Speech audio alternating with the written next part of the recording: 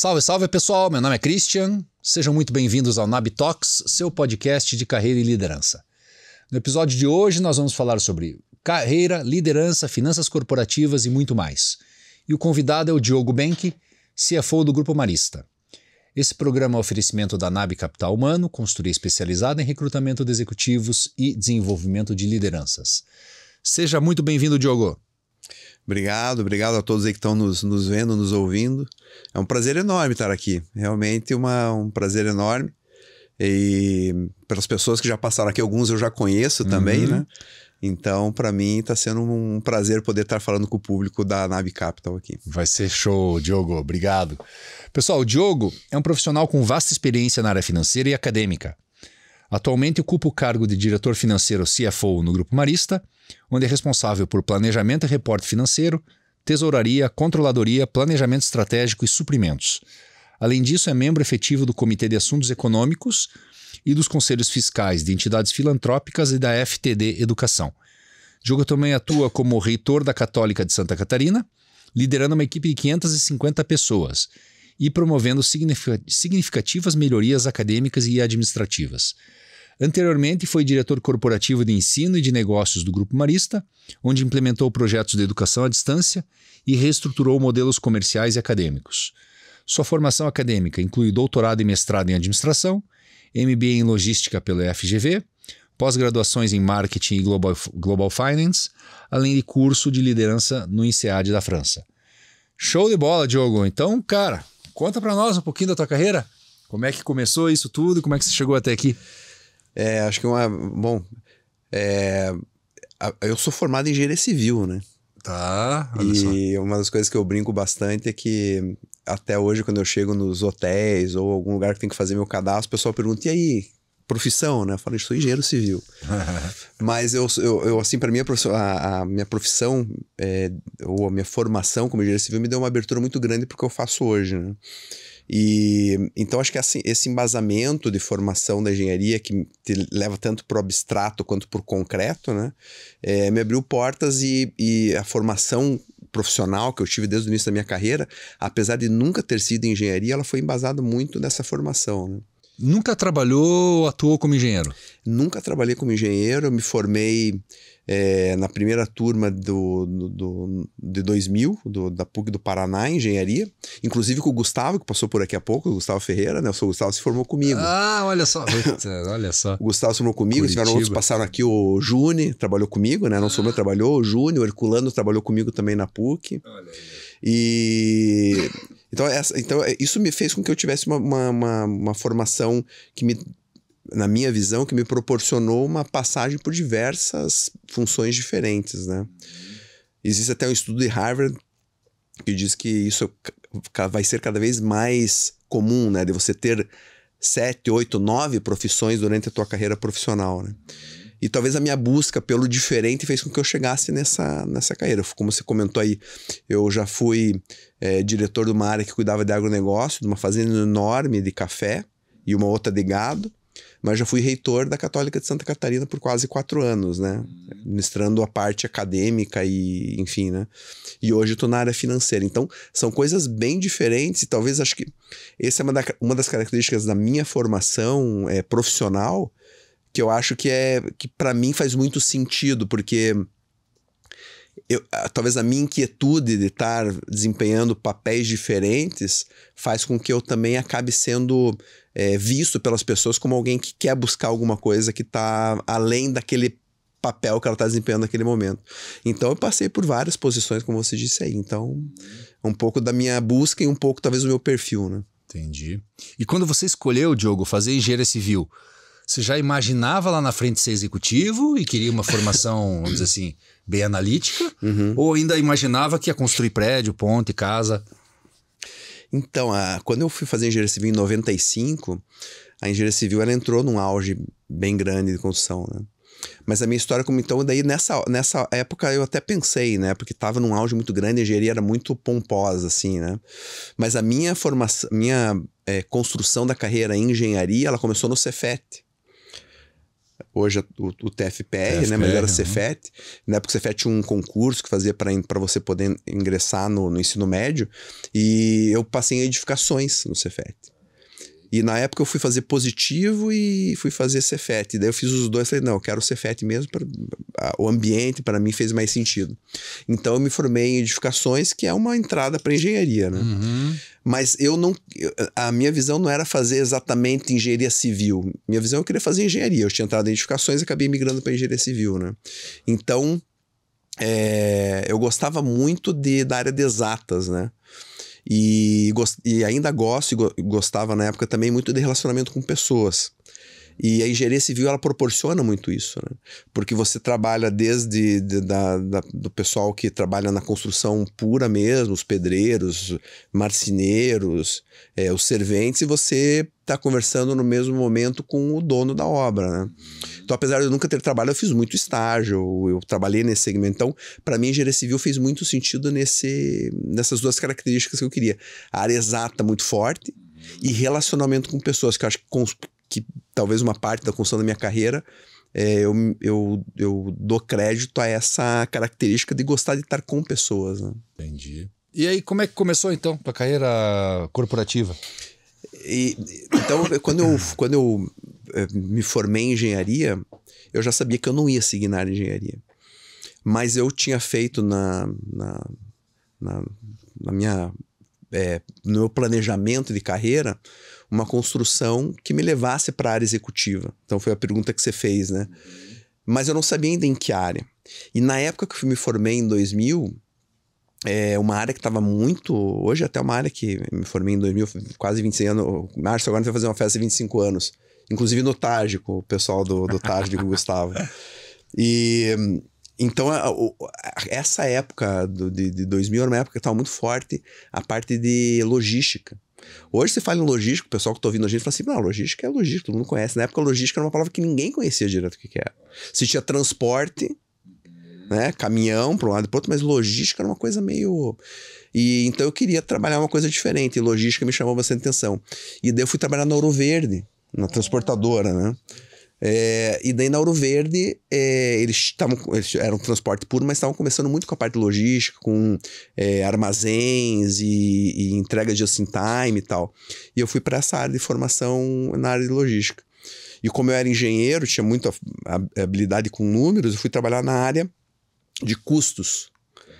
E comecei como trainee. Eu fiz trainee ali, fiz trainee na Unilever e na GE. E na Ouro Verde eu passei, queria ficar em Curitiba, acabei ficando aqui na Ouro Verde, fiquei 3, 4 anos ali, e daí ingressei na minha carreira profissional na área executiva mesmo. De lá galguei alguns postos, comecei como trainee, daí fui para engenheiro de operações, daí fui para subgerente nacional de frota, e ali nessa caminhada eu fiquei 4 anos na Ouro Verde. Então foi uma experiência boa, né? Mas cuidando mais de operações, não tinha nada a ver com finanças ainda. Não tinha nada a ver com finanças ainda. Nada a ver com finanças. E nesse movimento de construção de uma visão do que eu queria para minha vida, eu fui experimentando coisas novas, né? E o trainee, essa primeira fase do trainee, eu sou fã da lógica do trainee, porque um menino, uma menina, eu tinha 21 para 22 anos, era um jovem, você não tem uma visão realmente completa da empresa. Eu tive a oportunidade de passar na área de qualidade, na área de finanças, na área, enfim, todas as áreas da empresa, né? E acabei me centralizando na área de custos ali e operações, né? Mas, então toda essa oportunidade que eu tive nessa primeira oportunidade de emprego abriu muitas portas para mim, né? E eu acho que essa passagem na formação de logística e um primeiro emprego, uma das coisas que eu falo talvez as pessoas mais jovens que estão vendo aqui, a minha visão que eu tenho é que assim, para você poder dar outros passos na tua vida, em algum momento você vai ter um sacrifício um pouco maior. Sacrifício um pouco maior, não estou dizendo você trabalhar 24 horas por dia e todos os dias da semana. Mas quando você entra no início da tua carreira, tá todo mundo fazendo o feijão com arroz. Todo mundo tá entregando, né? E a logística me proporcionou, como uma empresa que trabalhava 24/7, porque logística não para, transporte não para, eu tive uma oportunidade de fazer uma intensidade de aprendizado muito grande. E daí, por opção minha, eu falei, pô, eu ia sábado, às vezes ia fechamento de mês, eu tava lá e tal. E foi uma escola muito grande para mim. Sim. E dali eu caí passando por uma outra fase, eu me formei, minha formação inicial foi ali. O Celso Frari, que era o dono da empresa na época, ele me pagou meu primeiro MBA, porque eu queria fazer um mestrado na época. Minha primeira investida em mestrado. E daí eu cheguei pro Celso e falei, Celso, eu vou ter que sair da empresa, porque o mestrado na Federal até hoje, ele é assim, ele pede dedicação exclusiva, né? Pois é, eu fui aluno. E depois eu conto pra frente, talvez se der tempo, mas eu cheguei a entrar depois e desisti. Mas nessa época, eu queria fazer, passei, não cheguei a entrar, mas passei, recebi a carta era carta, ainda não era nem e-mail, né? Em 2003, mais ou menos. E daí o Celso falou, Diogo, mas mestrado você não tem, você vai ter que sair daqui. Que outro curso você queria fazer? Daí tinha acabado de chegar aqui a FGV, em São Paulo. Foi a primeira turma da FGV aqui em Curitiba, eu que fiz em logística empresarial. E daí eu me formei nessa primeira turma de logística e falei, putz, logística é uma coisa que eu gostei mesmo, uma coisa que eu queria me manter no segmento. E eu acabei abrindo um segmento de contato com parceiros, fornecedores e tal, e abri uma oportunidade de trabalhar numa empresa que hoje ela tem até empresa de pneus, mas na época ela trabalhava com borracha para recapagem de pneus e tal, uma empresa do Rio Grande do Sul chamada Vipal. É uma empresa muito grande, a Vipal Borracha era muito grande. E daí abriu essa oportunidade, depois de quase 4 anos e pouco, eu saí do Ouro Verde e fui trabalhar. Lá embaixo? Não, na verdade, a gente tinha eram regionais, né? A regional nossa aqui cuidava de a parte do Paraná, o sul de São Paulo e mais o norte ali de Santa Catarina. Então a gente tinha, na época, eram 7 indústrias. Na verdade, quando eu entrei eram 3, 4 e eu estava adquirindo a 4, depois eu acabei trabalhando numa posição de M&A, a gente acabou comprando mais 3. E ali foi um aprendizado grande também, porque eu entrei ali numa posição a primeira posição minha foi na parte de qualidade, que eu tinha sido trainee lá atrás, fiquei um tempo na qualidade, conhecia e tal. E de lá eu passei para gerente de produção, daí fui gerente de planejamento, aí planejamento e comercial, aí comercial e marketing. Então eu largava uma área e pegava outra, largava uma área e pegava outra. Mas pro teu desenvolvimento foi sensacional, fantástico, né? Foi fantástico. E daí a última, como eu tava com comercial e marketing, a gente começou a expandir.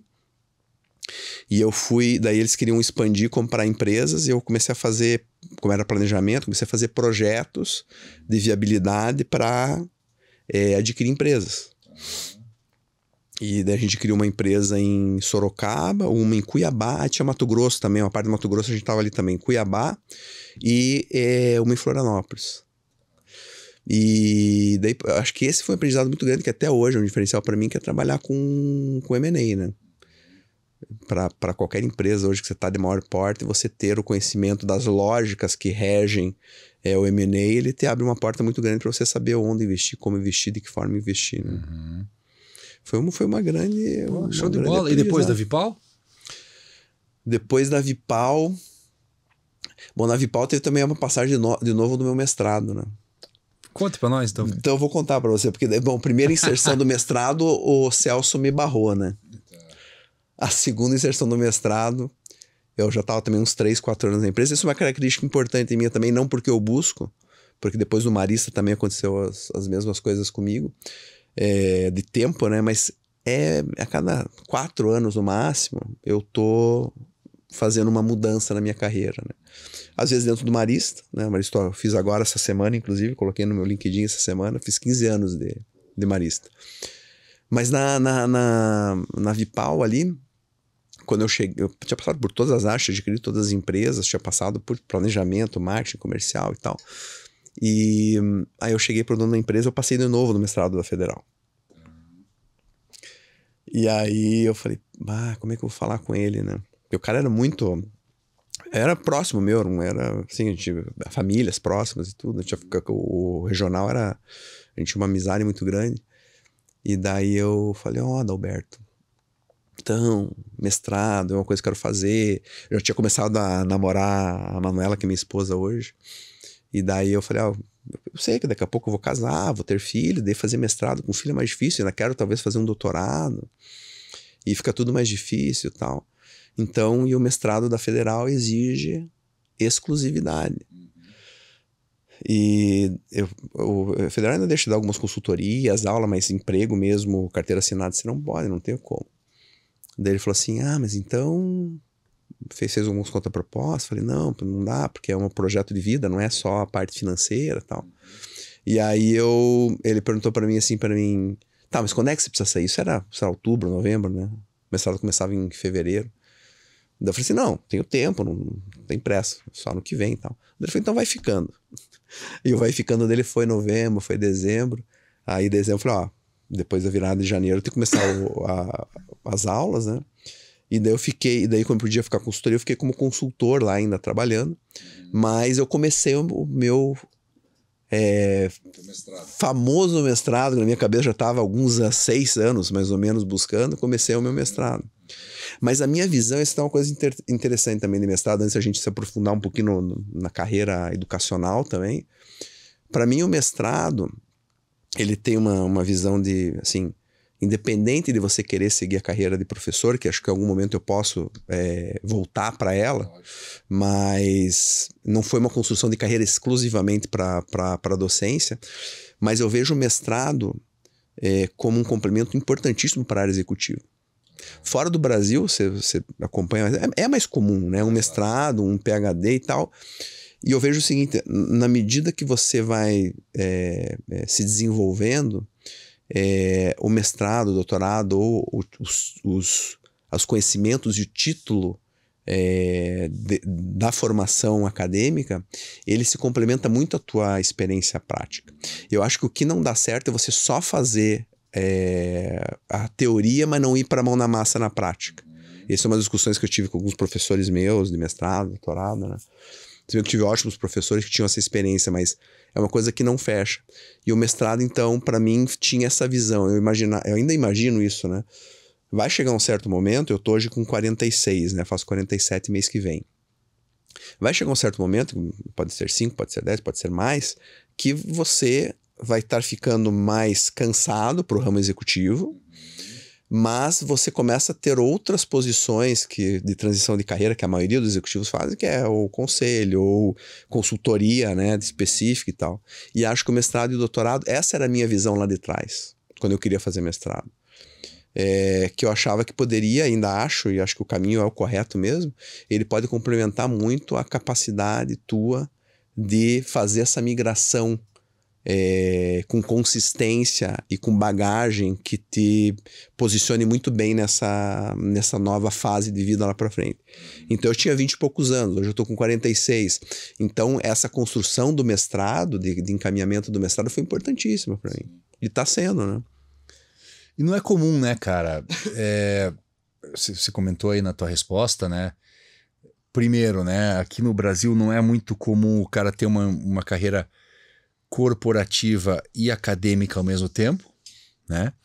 E lá fora a gente vê muito mais frequente o cara tá fazendo um mestrado ou uma pesquisa de doutorado e aquilo virar um negócio, virar uma solução muito rápido. Enquanto aqui no Brasil aquilo parece que se dá certo leva 10, 15 anos e quando muitas vezes nem simplesmente não dá. Com base no que você falou até agora, Diogo, eu entendi assim que você sempre quis construir uma carreira executiva. Mas mesmo assim você emplacou mestrado e doutorado que são acadêmicos. Como é que foi isso, cara? Porque, de novo, não é comum aqui no Brasil, não, né? Então, te pergunto. Tá bom. Então, a base do que eu vou começar a responder tem um pouco com isso. Acho que eu via que era um caminho que eu poderia trilhar. Na construção minha futura, né? De transição de carreira. E o embasamento também veio um pouco da visão que se confirmou no mestrado e doutorado. Eu fiz em administração na área de estratégia, né? Que você aprender método para você fazer pesquisa, método, para você fazer todo esse processo de aprendizado, ele é importantíssimo. E então o mestrado surgiu daí, da visão de eu tentar fazer esse processo. E daí foi bem legal, entra um pouco do meu conhecimento da Coreia do Sul. Pois vou te perguntar também daqui a pouco. Eu vou entrar rapidinho, depois eu volto pra Coreia. Não, fica à vontade, cara. Mas que tem a ver com o mestrado. Quando eu entrei no mestrado, depois eu chego no doutorado também, e caminhando um pouquinho na minha história, logo que eu saí, eu entrei no mestrado da Federal. E no mestrado da Federal, depois de 3 meses, eu fui selecionado, uma seleção muito rigorosa, porque é uma seleção do distrito do Rotary. O distrito não é só Curitiba, é uma área de abrangência bem maior, não pega o estado inteiro, mas pega boa parte do estado, de rotarianos. Na época eu estava como rotariano, hoje eu tô mais parado um pouco, mas eu estava como rotariano e fui selecionado para levar um grupo para a Coreia do Sul. E eu estava com 3 meses de mestrado na Federal. E daí eu falei, cara, tinha uns professores lá muito linha dura, né? E para eu poder, eu teria que ficar 40 dias afastado. No primeiro semestre de mestrado. E aí eu comecei o movimento de falar com professor e coordenador. Esses dias encontrei, inclusive, um dos coordenadores, na verdade, que era o coordenador do mestrado, que era o Pedro Steiner, era sócio do Clube Curitibano ali. Sim, foi meu orientador. Né? Foi também. E encontrei ele no clube com a família dele, mas ele estava com a família, acabei não indo nem... Eu ia ver se ele lembrava de mim, ele era conhecido do meu pai também. E daí eu falei com ele, ele falou, bom, Diogo, professores aqui... Fala com cada um, porque o coordenador aqui, ele não é o que vai... a autonomia de docência de cada um deles. Acabei conseguindo ir e fui para a Coreia do Sul depois de se aprofundar um pouco, eu fui para a Coreia do Sul e como a Coreia do Sul era 11 ou 12 horas, era quase o inverso, né? Eu chegava de noite dos eventos e tal, eu já tinha recebido a matéria do dia anterior de um amigo meu, amigão de Minas Gerais, João Márcio. Recebi a matéria, ficava até 2, 3 horas da manhã fazendo os papers, fazendo artigo, mandava para ele por e-mail. Nossa! E daí eu dormia, acordava às 6:30 da manhã. Então, são alguns sacrifícios que não me fez mal, me fez bem, sabe? Eu lembro disso com um prazer muito grande, né? Sim. Cara, e como é que você foi parar na Coreia? Já tinha algum envolvimento, já tinha curiosidade? Aplicou pelo Rotary? Como é que foi? Eu apliquei pelo Rotary, porque assim, esse programa chama IGE, é Intercâmbio do Grupo de Estudos. E qual que é a lógica, né, desse intercâmbio? A lógica desse intercâmbio é o seguinte, uma das máximas do Rotary é a paz mundial. E o Rotary entende que uma forma de se promover a paz mundial é você fazer com que pessoas e profissionais de um país conheçam a fundo a realidade de pessoas e profissionais de outro. Então, da mesma forma que eu fui para a Coreia, alguns profissionais da Coreia vieram para Curitiba também, a gente depois acabou se relacionando. Então, esse programa era um programa muito legal. Eu queria fazer esse programa e tinha ouvido falar muitas coisas boas, porque você não vai para a Coreia do Sul para você só ir lá e passear. Sim. Tem 2 características importantíssimas, que é você conhecer a fundo as famílias, então você fica nas famílias dos profissionais e você vai para locais que você não iria normalmente. Então eu cheguei na DMZ, na zona desmilitarizada, mas eu não fui como turista. Sim. Eu fui, daí tinha um general que era um rotariano, ele me colocou para dentro do bunker mesmo. Então a gente via, a gente ficava do lado dos soldados sul-coreanos apontando para outro lado, porque eles estão em armistício, né? Eles não estão em paz, né? E vice-versa e tal. E a gente escutou muitas histórias que com certeza você não escuta da boca do pessoal que é os guias turísticos, né? Sim. Então, respondendo a tua pergunta, eu já tinha vontade de... Eu não conhecia a Coreia em si, mas eu tenho uma fascinação pelos países ali asiáticos, de uma forma geral, né?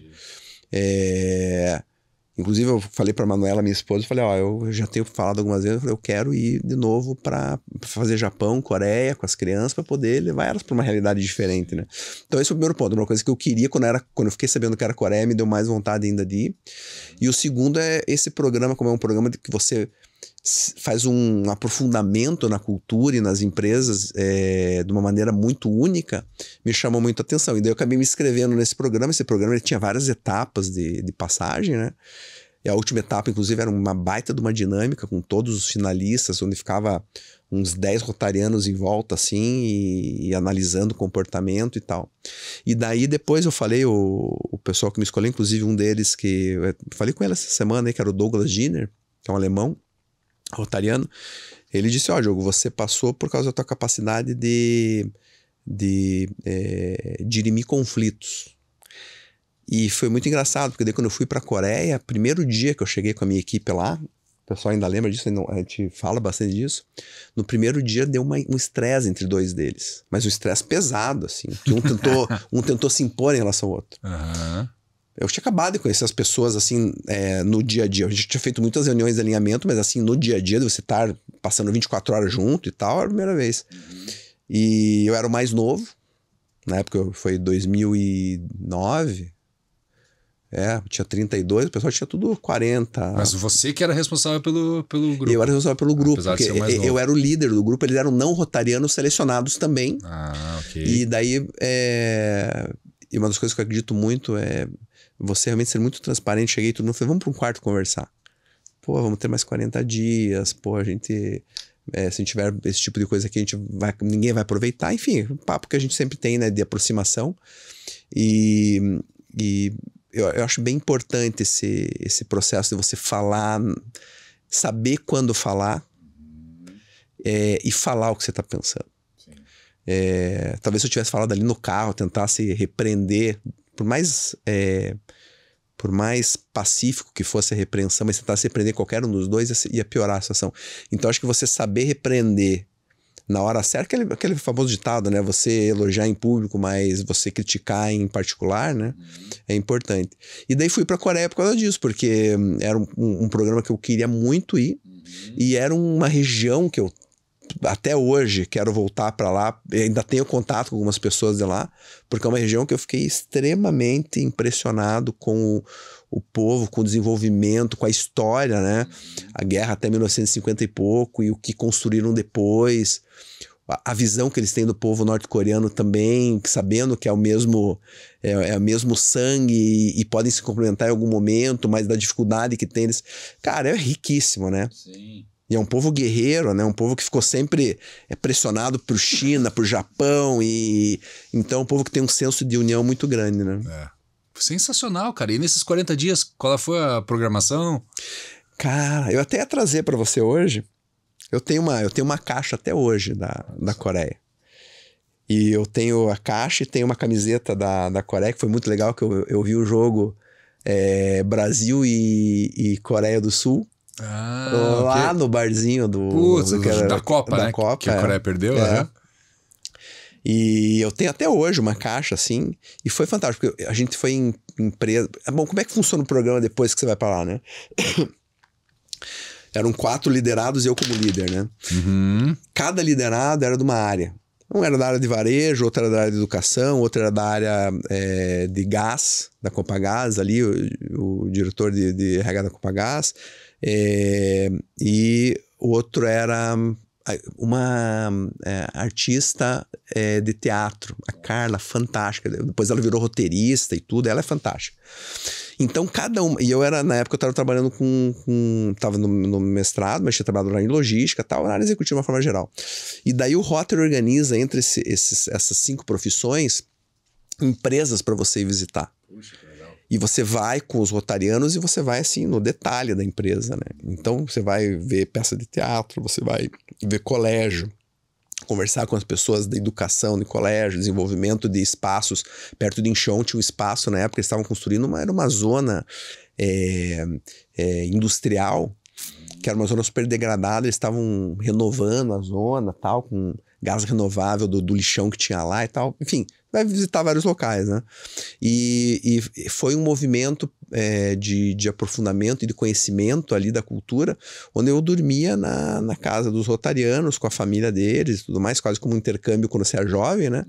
Mas com uma maturidade muito grande, né? Então foi bem legal. E eu falei que ia te trazer, porque eu tenho uma caixa com todas essas coisas aqui. Eu tenho a camiseta, eu tenho uns bottoms, eu tenho... a gente ganhava muito presente deles. Daí eu estava saindo de casa na minha adega ali, eu tenho 2 quadros que a gente mandou fazer das roupas coreanas. Tem umas roupinhas coreanas da mulher e do homem, né? E uma bolinha de madeira que eles têm, uma madeira coreana, assim, com os símbolos da Coreia, os escritos e tal, que era da Copa do Mundo na época que eu tava lá, tava chegando, acho que era 2000 e... Não, a Copa do Mundo que eles participaram, que era 2002, que foi lá, né? 2002 Coreia, Japão, ali. Então foi fantástico, foi fantástico. Foi muito legal. Se eu pudesse fazer uma viagem de novo, seria pra lá. Por isso que... E daí, só que o problema é que com criança é um pouco mais complicado. Você também tem criança quase da idade da minha, tem 3, né? Eu tenho 2. E fazer viagens mais longas é um pouco complicado. Então a Manuela é um pouco mais receosa com essas viagens mais longas. Mas agora já estão com 10, a mais nova, a mais velha com 12. A intenção é voltar pra lá. Eu tenho muitas saudades. Puxa, que bacana, cara. Cara, e me conte, mais recentemente você ganhou o prêmio Equilibrista. Pois é. Do IBF, recentemente mesmo, foi mês passado, né? Foi mês passado. Conte pra nós, cara, o que é o equilibrista, o que significa isso pra você ou pra carreira do executivo de finanças? Então, é bem interessante, porque daí, correndo um pouquinho rápido aqui na minha formação para chegar no equilibrista ali, depois desse movimento ali porque eu voltei da Coreia, uma das meninas que era da área de educação, ela voltou e falou: Diogo, você parece muito... Os valores que você tem são valores que parecem muito com os valores maristas mesmo. O marista tem uma cultura muito forte de valores e, enfim, 200 anos, né? E daí eu vou chegar já no equilibrista. E daí eu fui pro marista e passei por diversas áreas ali, né? Fui reitor da Católica, trabalhei com agronegócio, trabalhei com tecnologia, implantei o EAD que tem hoje na PUC, e na Católica de Santa Catarina foi na minha gestão. E daí, quando eu fui para eu poder contar com isso, tenho que contar como é que eu cheguei para a área financeira, né? E como eu fui, e nessas posições todas, em todas, não, mas na maioria delas, eu sempre atuei mais ou menos, entre aspas, como um CEO de unidade de negócio. Então, um diretor-geral, talvez a gente possa chamar. Então eu cuidava da área financeira, eu cuidava da área de RH, suprimentos e tal. Então eu já tinha uma visão muito completa, né? E até da minha história lá para trás, que eu passei em logística, passei em transporte, passei em educação, passei um monte de outras áreas. E daí quando eu fui para ser reitor lá, na Católica de Santa Catarina, que era Joinville, Jaraguá do Sul, Itajaí e Florianópolis, eu fui e, assim, a minha caminhada lá, poderia ser uma caminhada mais longa, mais curta, mas em algum momento eu saberia que ia voltar. Né? E daí, nesse momento, o diretor financeiro, o CFO lá, ele foi chamado, no final da minha carreira lá na reitoria, foi chamado para assumir a diretoria financeira do Sírio-Libanês. E aí, o superintendente, que eu estava com ele agora, no Conselho Fiscal, depois que ele saiu, ele voltou para algumas posições em conselho, ele me ligou e falou: Diogo, acho que você cabe para esse papel. E ele é financeiro. Esse que era o CEO na época, o diretor financeiro foi para assim, vagou e falou: pô, acho que você cai, porque eu já tinha feito aí meu mestrado, estava quase acabando meu doutorado, já tinha feito, depois do primeiro MBA em logística, tinha feito mais um MBA em finanças, mais um MBA em marketing. Não tinha feito ainda o último da INSEAD, que é mais recente, na França, mas tinha feito essas formações todas. Ele falou assim: mas você tem formação? Eu falei: cara, eu tenho formação prática que você sabe, números, tal, tenho facilidade, e tenho uma formação de MBA específico em finanças, né? Mas eu acho que a formação específica, ela dá alguns embasamentos, mas a vivência que dá mais, né? E fui para a área financeira, para chegar no equilibrista. E eu assumi a área financeira pura há pouco mais de 3 anos e meio. Daqui a pouco chegamos nos 4 anos ali. Então, eu financeiro mesmo, eu sou uma figura nova, específico financeiro. Mas, isso eu falei no jantar que teve de cerimônia de entrega do troféu, eu entendo que cada vez mais o diretor financeiro por causa da composição de informações e dados que chegam na área financeira, isso eu pude ver quando eu entrei ali, né? É muita informação que se tem. Se você é um cara que tem uma visão holística e gosta de ficar imaginando coisas e tal, você tem muita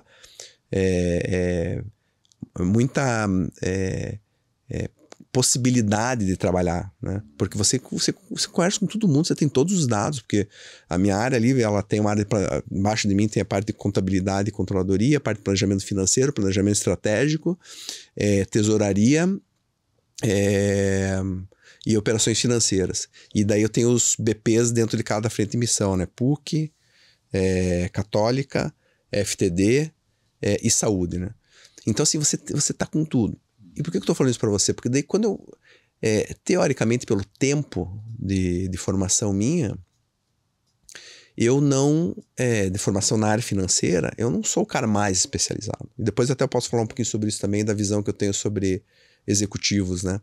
Mas eu entendo que quando surgiu a oportunidade de eu participar do prêmio, eu falei assim, eu não quero ir para esse prêmio para poder ser mais um tecnicista que vai defender números. Eu quero algo diferente. Fiquei pensando, aquilo ficou me moendo, remoendo na minha cabeça.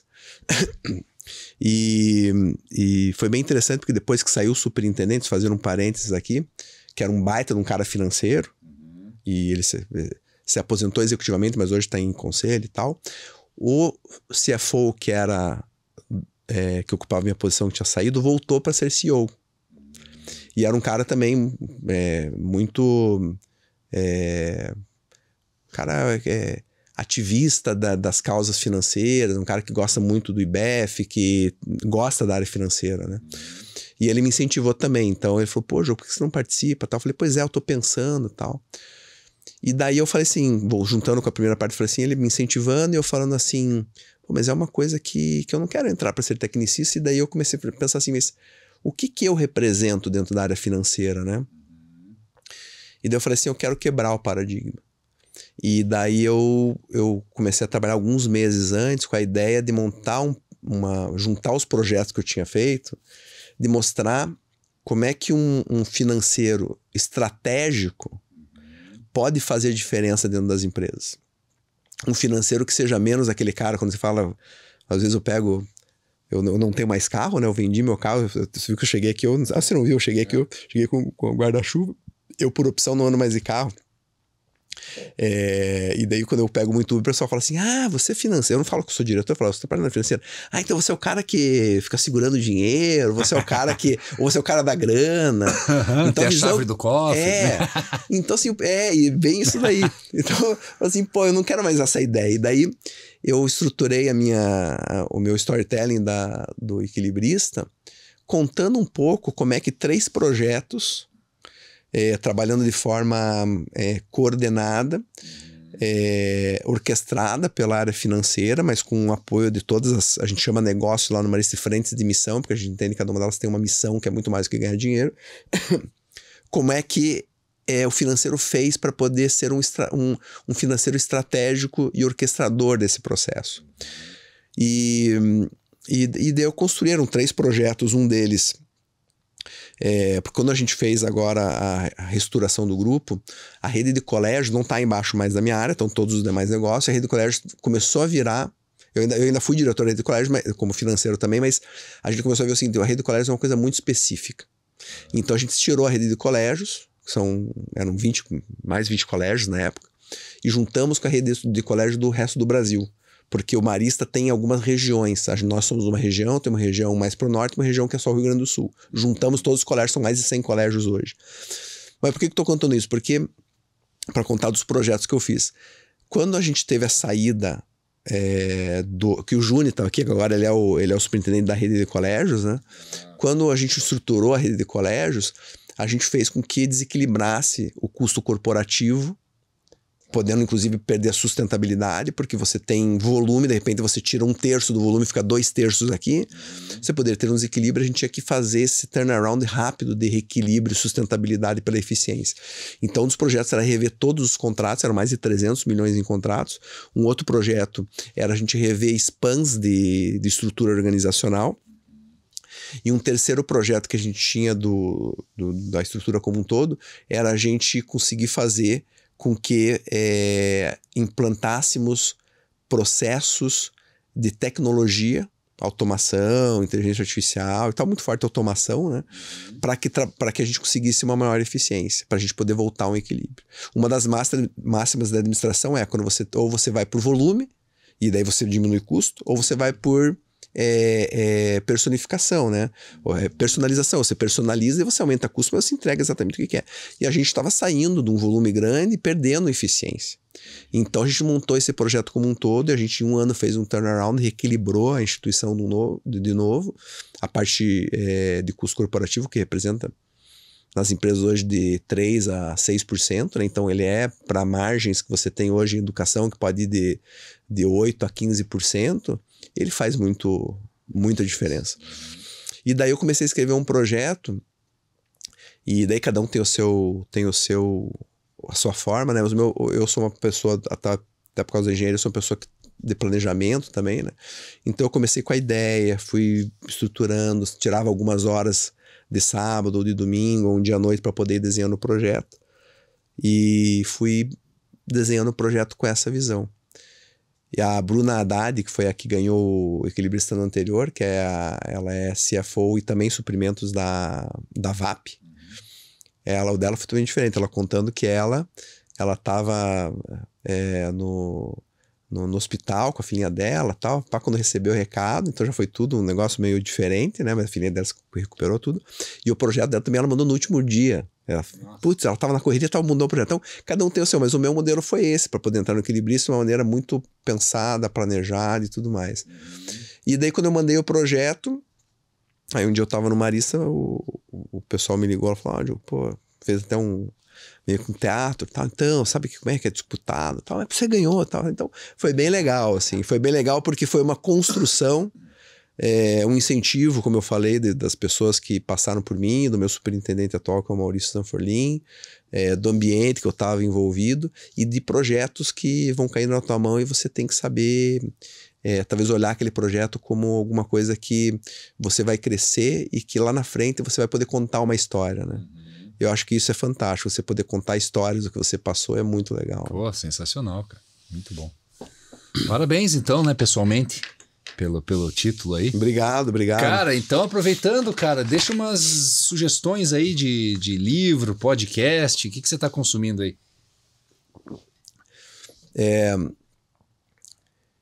Tem um livro, inclusive ele foi professor nosso de algumas pós nossas lá, que é o Sapiens, do Harari, né? E ele faz um paralelo muito legal, né? Da formação humana, né? Como é que o ser humano foi se construindo e como é que isso impacta também a parte nossa de busca pela sobrevivência, inovação. Então acho que esse livro do Sapiens é um livro que eu recomendaria, assim. É um livro que talvez muitas pessoas já leram, mas muitas talvez estejam procurando o livro. Acho que o Sapiens é um. Um outro livro que eu gosto bastante também, que esse é o clássico, né? Oceano Azul, eu acho fantástico. Para quem trabalha com planejamento e dá umas dicas muito simples, né? Um outro que eu acho bem legal do Jim Collins é construir empresas vencedoras ou formar empresas vencedoras, tal, também é bem legal, um terceiro livro bem legal de ler. E um filme que e é super assim, quando você vê o temporal dele, né? É um filme que já veio depois da internet, tudo, que chama Moneyball. É um filme que conta a história, uma história verídica. Em 2002 aconteceu, né? Nossa, gente. Do cara trabalhou na Liga Americana de Beisebol, com um gerente, um técnico de um time de beisebol da primeira divisão americana, e ele começou a trabalhar com dados. Porque era um cara que era um técnico, no filme deve ter um pouco de glamour, mas era um técnico que tinha uma possibilidade de ganhar, mas sempre perdia, nunca conseguia ganhar. Tinha às vezes bons jogadores e não conseguia ganhar. E ele começou a trabalhar estatisticamente dentro de todos os players da Liga Norte-Americana para poder trabalhar a estatística de dizer o seguinte, não é o melhor cara com os melhores números que tem que estar naquela posição. É o cara que se enquadra melhor para aquele time. Isso tem muito a ver com formação de equipes, né? Se você tem uma pessoa correta para aquela posição, não é porque ele é o melhor, né? E esse filme é bem legal, chama Moneyball. Em português tem outro nome, não sei se é jogada ganhadora, jogada vencedora, mas em inglês é bem fácil. Moneyball é um filme bem legal de ver, assim, e para quem gosta de entender como é que tem por trás do esporte, tem todo um processo acontecendo, né? Isso foi 2002, falando de 20 anos atrás, mas já tinha internet, já tinha computador de maneira, assim, acessível, né? É bem legal esse filme também. Show de bola, cara. Aproveita, cara, temos mais uns minutinhos aí, fala um pouquinho do teu futuro, o que você está imaginando, o que você já está concebendo. Então, as pessoas falam, né, tem aquela frase que fala, como é que é para um velejador, um mau velejador, qualquer vento serve, né? Não nessa linha específica, mas eu vejo assim, eu tenho projetos, como eu falei, eu projetei a minha formação de carreira com 20 e poucos anos, eu sabia que eu queria fazer mestrado, mas não ia ser um pesquisador profundo, né? Queria fazer doutorado. Lá na frente eu sei que eu quero, quando eu me aposentar da carreira executiva diária, eu quero continuar talvez com consultoria, com conselho, ou enfim, né, nessa linha. Então, assim, eu sei para onde que eu quero ir, o norte. Mas eu não tenho projetos assim, eu quero estar daqui 1 ano lá, ou daqui 2, ou daqui 5. Quando eu fiz meu primeiro, respondendo porque eu estou perguntando de futuro, quando eu fiz meu primeiro curso de MBA, que foi aquele da FGV que eu comentei no começo do podcast aqui, o pessoal estava tudo reunido numa sala ali na FGV. A FGV começou na FIEP ali, tinha umas salas da FIEP ali. E daí era o Norman de Paula até na época. Nunca mais ouvi dele. Mas... E aí um dos professores falou assim, por que você está fazendo esse curso? Por que você está... Pô, eu quero virar diretor, eu quero virar não sei o que lá. Assim. Falei, cara, eu quero estar preparado para quando surgirem as oportunidades. Então, respondendo a tua pergunta, eu quero desafios. Eu acho que ainda estou num desafio grande ali, estou há 3 anos e meio, indo para 4 ali nessa posição. E às vezes desafios não são só crescendo, às vezes são desafios são laterais também, né? Mas eu quero desafios. O que me move, quando eu falei para você em algum momento da conversa nossa aqui, também a cada 3, 4 anos eu vou mudando de posição. E não é porque eu chego para alguém e falo assim, cara, cansei, quero mudar. É porque vão surgindo desafios e você está preparado e você vai, né? Vai se desenvolver, vai abraçando, vai se desenvolvendo, vai crescendo. Então, assim, acho que a minha visão de futuro é estar preparado para esses momentos. Quando eu fui agora, conversando com você um pouquinho antes da gente entrar aqui online, eu fui agora para o congresso da Gartner em Orlando, o maior congresso, um simpósio, na verdade, o maior simpósio do mundo de tecnologia, né? Eu não fui porque eu queria ir para lá simplesmente porque era um congresso, porque o tema faz muito sentido para o crescimento. Então, eu acho que o grande sacada dos executivos não é você buscar onde você quer chegar. Ali para daqui 2 anos ou 3 anos. Lógico, você tem que saber o norte. Eu quero ir para cá, mas não quero ir para lá. Mas você saber quais são os skills que você tem que ter, as competências, habilidades, as capacidades que você tem que desenvolver para você ir para aquele norte, é mais importante do que você ficar todo dia dormir com a cabeça no travesseiro pensando assim, pô, eu quero ocupar aquela posição, eu quero ter aquele título, eu quero ter não sei o que lá. Assim, eu preciso ter isso para eu poder chegar naquele norte ou mais próximo daquele norte. Então a minha visão de futuro é eu estar muito antenado. A gente sabe, a gente é um pouco contemporâneo de idade, né? A gente sabe que a gente, apesar de que está vindo muito rápido em informação, em tecnologia, e tem outras debilidades, mas são muito rápidas. Como é que você faz para poder concorrer com essas pessoas para daqui 2 anos, para 3 anos, para 5 anos, para 7 anos, ou quantos anos você quiser trabalhar para frente? Então esse é o meu desafio de futuro, é eu estar preparado e mantendo essa vontade que eu sempre tenho de buscar coisas novas, de me desafiar a coisas novas e que as pessoas me entendam como alguém que queira fazer isso. Show de bola, Diogo. Obrigado mais uma vez, foi super agradável a conversa. Nós precisamos marcar um segundo tempo ainda. Vamos marcar, vai ser um prazer. Quem sabe um dia a gente faz uma mesa redonda aqui. Pois é, podia fazer uma inovação. Já me sugeriram, Chama mais dois, porque eu falei, eu tenho mais 3 caras aqui que eu tenho. E daí a conversa flui, né? Exato. Porque lembra de um assunto e tal. Poxa, lembra daquele momento que não sei o que lá, que a gente passou. Não precisa ser todo mundo que você conhece, mas uma parte que você acha que ia ser um caminho legal. Vou fazer um programa grande. Precisamos só de mais uns microfones. Tem uns microfones escondidos aí? Os caras arranjam tudo aí, cara. Ia ser legal. Eu queria fazer um dia uma mesa redonda com o Ferreira aqui. Não, vamos fazer então, vamos fazer. Show de bola. Pessoal, obrigado mais uma vez, Diogo. Assim, pessoal, chegamos ao final desse episódio do NAB Talks. Se você gostou do conteúdo, curta, compartilhe e assine o canal. Se quiser falar sobre recrutamento de executivos e desenvolvimento de lideranças, entre em contato conosco. Muito obrigado e até o próximo NAB Talks.